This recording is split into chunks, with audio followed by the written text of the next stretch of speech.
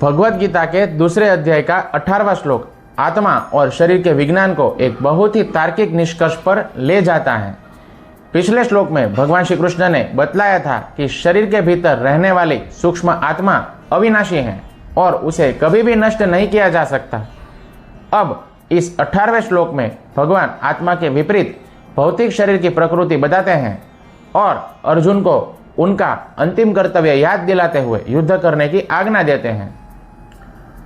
अंतवंत इमे देहा नित्यस्योक्ता शरीरिणः अनाशिनो प्रमेयस्य तस्माद् युध्यस्व भारत। श्री भगवान कहते हैं, इस अविनाशी, अप्रमेय और शाश्वत आत्मा के ये सब भौतिक शरीर अंतवंत यानी कि निश्चित रूप से नष्ट होने वाले कहे गए हैं। इसलिए हे भरतवंशी, तुम युद्ध करो। भगवान श्री कृष्ण यहाँ पर कहते हैं कि जो शरीर हमें दिखाई दे रहे हैं उनका नष्ट होना पूरी तरह से तय है। हमारा शरीर समय के साथ बूढ़ा होता है और अंत में समाप्त हो जाता है। चाहे हम इसकी कितनी भी देखभाल क्यों ना कर ले, अच्छा भोजन खिलाए या फिर महंगी महंगी दवाइयाँ भी ले, हम इस भौतिक शरीर को अमर नहीं बना पाएंगे।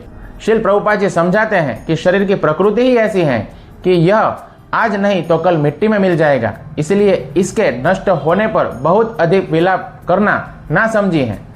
श्लोक में आत्मा के लिए अप्रमेय शब्द आया है। इसका मतलब है कि आत्मा को हम अपनी भौतिक आंखों, बुद्धि या फिर प्रयोगशाला के पैमानों से नाप नहीं सकते।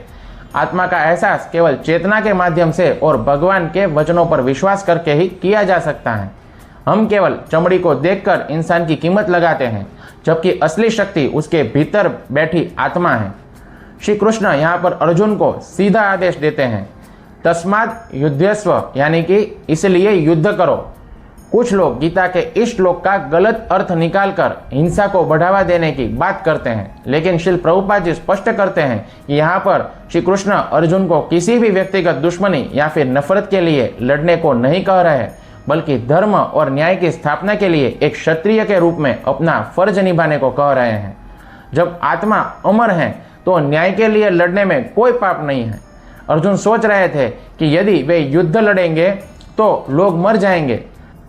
श्री कृष्ण ने उनका यह भ्रम दूर करते हुए कहा कि अर्जुन, मरता तो केवल शरीर है, आत्मा नहीं, और शरीर तो आज नहीं तो कल वैसे भी नष्ट होने ही वाला है। तुम मौत के डर से न्याय का साथ देना मत छोड़ो।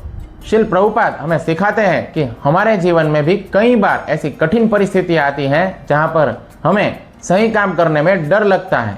यह श्लोक हमें हिम्मत देता है कि इस अस्थायी शरीर और दुनिया के दुखों से डरे बिना श्री कृष्ण पर भरोसा रखकर हमेशा सत्य का साथ देना चाहिए।